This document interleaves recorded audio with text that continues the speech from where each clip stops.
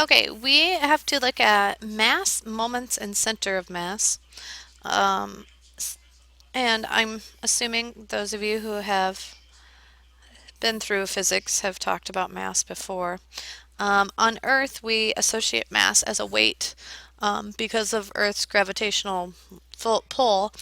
Um, Technically, the definition of mass is a measure of body's resistance to change in motion. But because of Earth's gravitational pull, we usually just associate mass with weight. Force, what we've been looking at, is mass times acceleration. I'm trying to think what else you're going to need to know. So then mass would be um, force divided by acceleration. These are probably all formulas that you've used in physics. Um, what we are going to look at today really doesn't involve any calculus. We're going to look at one-dimensional and two-dimensional centers of mass. So center of mass, oops, not sure what happened there. Center of mass and one-dimensional. In this one, I know you've done problems like this before. The easiest one-dimensional center of mass that I can think of is the teeter-totter or seesaw problem, where you have this here. So about this point, and I'm sure you talked about fulcrum, so we're not really getting into that too much.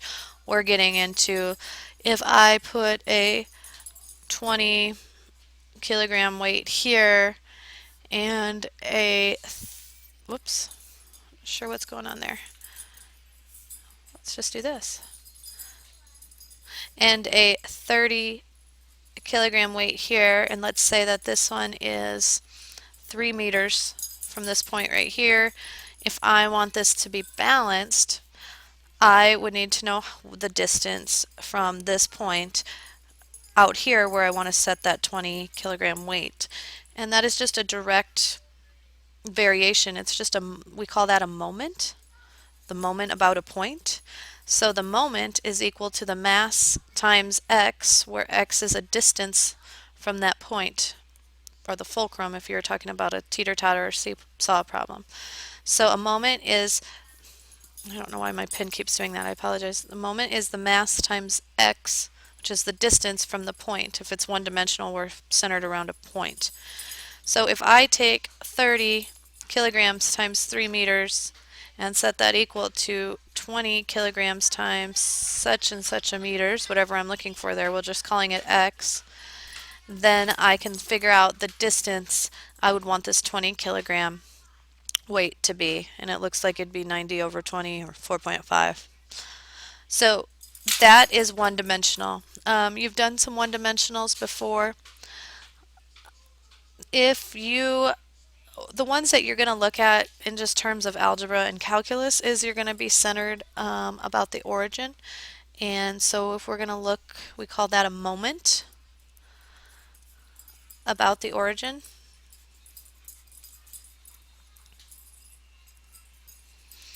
And we m sub o is how that's written.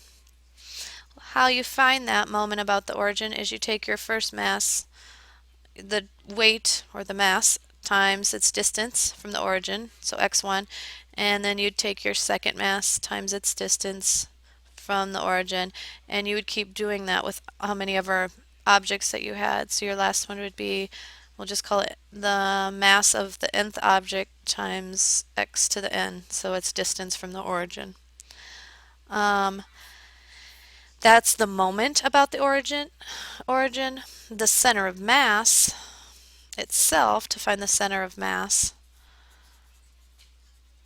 is we use this x bar for center of mass, is the moment about the origin divided by the total mass. So this little m down here is the total mass. So all of your objects added together. Alright, let's just try one real quickly. Let's say that I have m1 equals 4 and x1 equals negative 1 and m2 equals 8 and x2 equals 4 and m3 equals 4 and x3 equals 1. How I picture this is on just like a number line from pre-algebra basically. So here's 0, 1, 2, 3, 4, and negative 1. So at negative 1, when x is negative 1, there's a 4-pound mass, or 4, whatever it's in. I didn't make it pounds or kilograms, whatever it's in. And at positive 1, there's another 4-pound. And at positive 4, there's an 8. So let's start by finding the moment about the origin.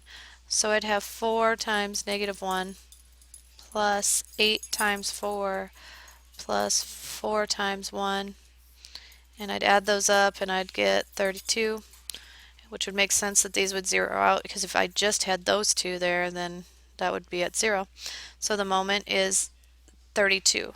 So then the center of mass, or the x bar, is going to be 32 divided by the total mass. Well, 4 plus 4 plus 8 is 16.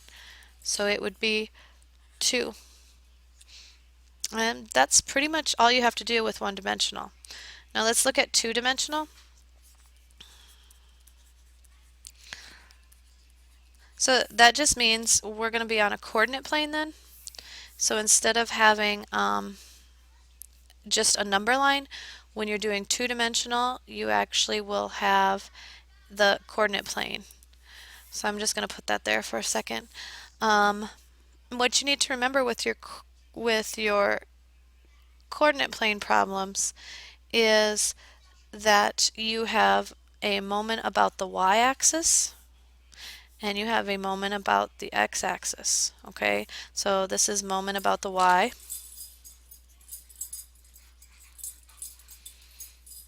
and then this one would be about the x. So m sub y and m sub x. My moment about the y-axis is equal to m1 times x1 plus m2 times x2, and it keeps going with how many ever that you have. So we'll say mn times xn. And so the moment about the y-axis involves x, because the distance from the y-axis to any point that I would put out here, so the distance, let's say if I have a point here, the distance from the y-axis to there is an x value, so that's why I use x's. So that means the moment about the x-axis would be the mass of the first object times its distance from the y-axis, so m1 y1 plus m sub 2 y sub 2, and it keeps going how many ever terms that you end up with, mn y sub n. So when you get your center of mass, because it's two-dimensional, before we just had x bar, well actually we're going to have an ordered pair. So with two-dimensional, your center of mass will be an ordered pair. It'll be something and something. So your center of mass for your x value is going to be the moment with y, with respect to y, over the mass. And your y center of mass is going to be the moment with respect to the x-axis over the mass, the total mass. And m again is just the total mass.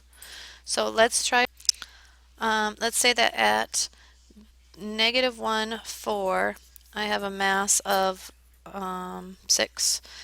And at 4, negative 3, I have a mass of 2. And at 2, 1, I have a mass of 4. And I'm just going to do 3 to show you this is not difficult. So I would just go to negative 1, 4, and I just like to draw, there's my 6 that I'm going to have there. And at 4, negative 3, I have a mass of 2. And at 2, 1, I have a mass of 4. So what I do is I find my total mass. I guess I could do that first. So that's 8 plus 4 is 12. And then I find my moment with y. So it would be my x value, so negative 1 times 6, or 6 times negative 1, so the mass times the x, plus 2 times 4, plus 4 times 2. So I get negative 6 plus 8, which is 2, plus another 8, which would give me 10. And then the moment about the x-axis, I'm going to take 6 times 4 plus 2 times negative 3 plus 4 times 1. And then you'd get 24 minus 6 plus 4, 24 minus 6, 18, 22. Alright, so my center about the x, So my x coordinate is going to be 10 over 12, or 5, 6. And my y, center about my y coordinate is going to be 22 over 12, or 11 over 6. You'll have to excuse my children. They're very loud. So this ordered pair, 5, 6 and 11, 6. So 5, 6 and 11, 6, like right about here. This would be your center of mass for those. And that's it. Have a great day.